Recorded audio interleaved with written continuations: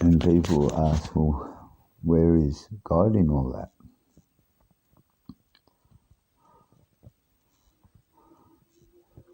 And when you're flying through the enlightened realm,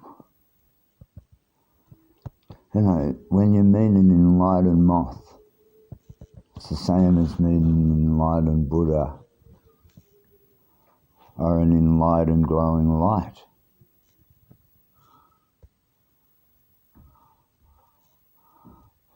All these different levels of consciousness that are a reflection of the self in its highest enlightened form, reflecting the divine nature.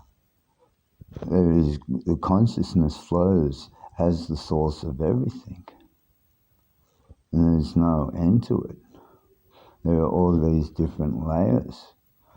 Where is God in that? Well, you go to the place where the Lakota goes, the great mystery, that which is beyond definition, that flows as a part of everything.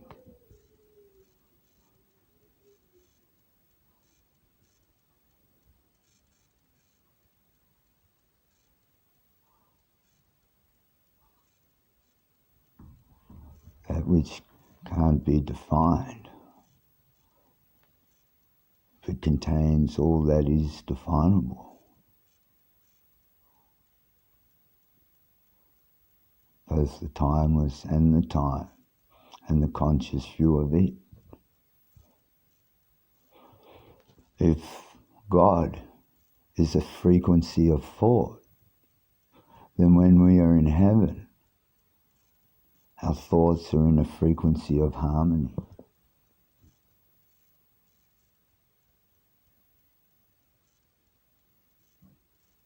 We could find a frequency of harmony in our thoughts as a perception, whether it be created by a drug, whether it be created by an event going on around us which creates feelings of love and joy and family and spirit connection.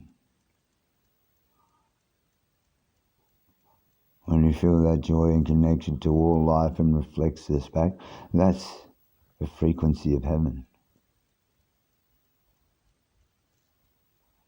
What is the frequency of heaven? That thought that would dream itself as the perfect heaven, to be without hunger in perfect satisfaction, to be connected to all knowing and everyone that you've ever loved and known, to be connected and not as separate but as one, yet remaining one and connected.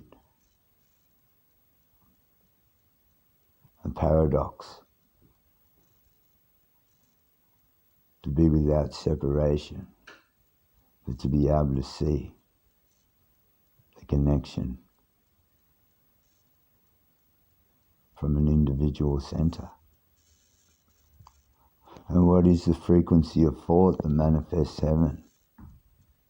And we find the moments of heaven within our thought patterns upon the earth, not just as a chanting of a mantra, but when our perception aligns with the frequency. And when we align with this frequency and the feelings of heaven and our love and our connection and our joy and our happiness with ourselves and the satisfaction and our love for ourselves in the moment, the love for one life, this is the frequencies of heaven. This is how divinity exists as a thought within the mind. That if I would focus on any divine figure, it is the frequency of a thought that manifests. If divinity would be to appear before me and walk as a form of Jesus or the Buddha, then to view that divinity in the experience is a frequency within my own self. And so the experience of divinity is a frequency of thought within the self, an emotional response. That any divine experience is the frequency of thought, the view that we take from that center. What is the view that we take, either built on illusions, built on love, built on an understanding of truth that allows us to have a certain amount of detachment in the struggle for survival with all life, yet always being able to remain empathetic and loving without so much detachment that one would not care any longer. Striving for that balance. We see all the suffering and the loss of people and life, and we grab to this higher truth, to the nature of ourselves. But let us not surrender to the karma of the value of this experience. We don't have to help people because that's their karma. It's the karma of the planet to be destroyed, so let's not try. But it's the will of the people to choose and manifest. What is the frequency of thought that brings a view of divinity?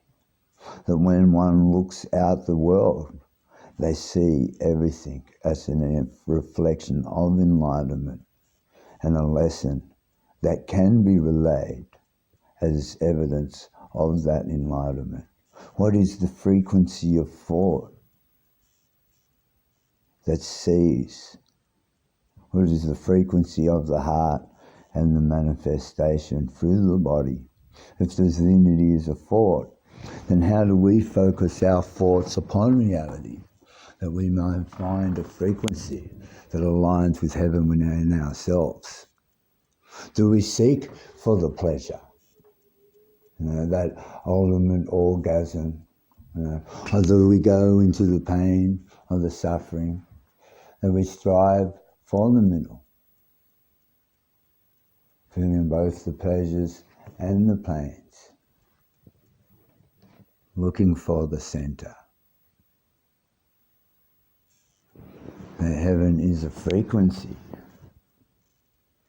yet here is the suffering that brings a lesson, that always others are in suffering. To have heaven, to be in heaven, and to flow in the bliss. The question then becomes, how heavenly can be heaven if you have the ultimate view when you see others in suffering and you could help them from their suffering by leaving heaven, by leaving the frequency of the pure bliss? Well, I can't stay in the bliss all the time when others are in suffering, for their suffering brings me out of it. I am empathy to them. For their prayers and calls to be released from suffering draws me from heaven. That I, as the enlightened consciousness from heaven, would separate myself from the bliss as a reflection to all our natures and not just to me. That we would come to give ourselves, to give to the creation. That we come from the Spirit, returning through this, that others may benefit.